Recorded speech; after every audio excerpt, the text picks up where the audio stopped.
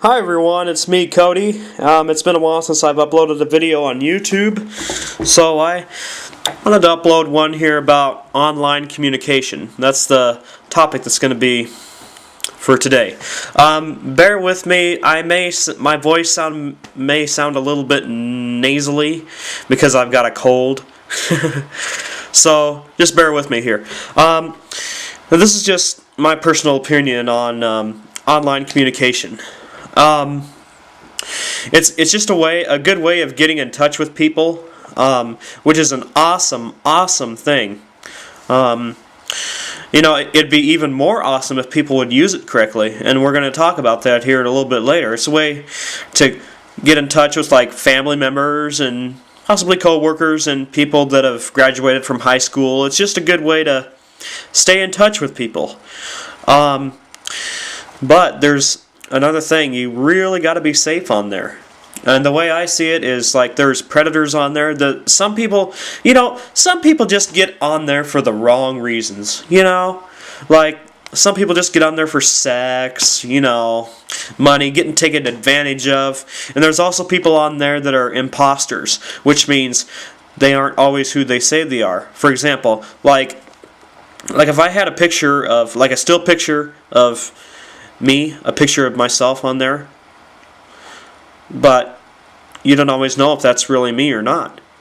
I could be pretending to be someone else, someone else like could get my information.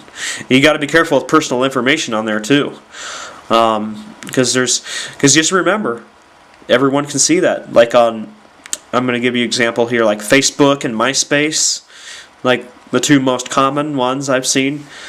Just remember, people are going to see that. The whole world's going to see it. You just got to be careful with what you put on there, because people can start gathering information really quick. And another thing is hate speech.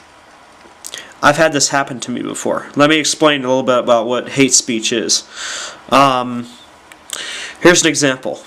Like if somebody told me that I'm the most horrible person they've ever seen, which I've had that happen, and I kind of learned a lesson from it, because it was kind of my fault for uploading a video where I was kind of pestering a cat, which is no longer available. Okay?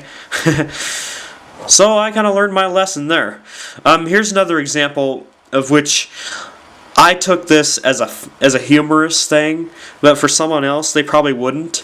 And that is, this person said, "That guy's doing more drugs than any other person in the world." To me, I just thought that was really funny. I didn't take offense to it at all, really. I just thought it was just really funny. So you got to be careful with your comments on what you say. And besides that, there's a way now where you can delete those comments. I'm specifically talking about YouTube, but it can happen elsewhere too, like on MySpace and like harassment and all that crap. But here's the one thing that really gets under my skin. I've talked to you about safety. There are a lot of people cross that line between safety and discrimination. What I mean by that is, let's say, for any reason, if you want to meet someone new, this has happened to me like twice in my life. Added somebody that you want to be friends with for, like maybe you heard their name used somewhere, maybe just like to get to know them, and you maybe heard that they're really nice and great people. Here's what happens. One of the worst things you can do, if someone sends you a message, what should you do? You should respond to that message, right? Exactly. One of the worst things you can do is not respond to one of your messages. You don't know if they're rejecting you or there are just too many unknowns. That's the absolute worst thing you can do. But what I've happened is, I remember I added somebody one time, and I'm not going to mention any names. I I ended up deleting them. I said, and I sent them a message. I said, I'm taking you off because I am sick and tired of being ignored. I mean, don't take that word for word, but somewhere along those lines. And they came back like, well, I'm sorry. I'm sorry you feel like that I've been ignoring you. I don't know you very well. Well, I'll tell you what. Guess what? How can you make new friends if you don't meet people new? This is probably the dumbest thing I've ever heard in my life. Remember, this is just my opinion. But that is one of the most discriminating things I've ever heard in my life. And you know, it does say somewhere in the Bible about welcoming strangers. Can you imagine how that makes someone feel? I mean, I am furious about it. I am very furious about that kind of behavior. Rejection, all because they don't know you.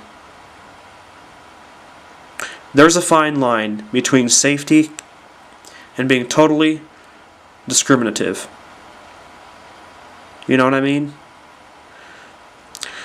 You can at least give the person a chance. If you don't like what they're doing later, then you have the right to delete them. But you can at least give the person a chance. Okay, I hope I made some sense.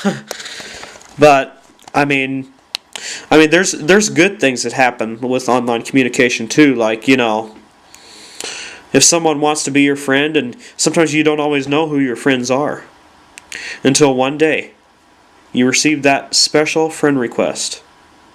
And all of a sudden you like jump for joy and like, oh, I'm friends with this person. I just want to end on a good note there.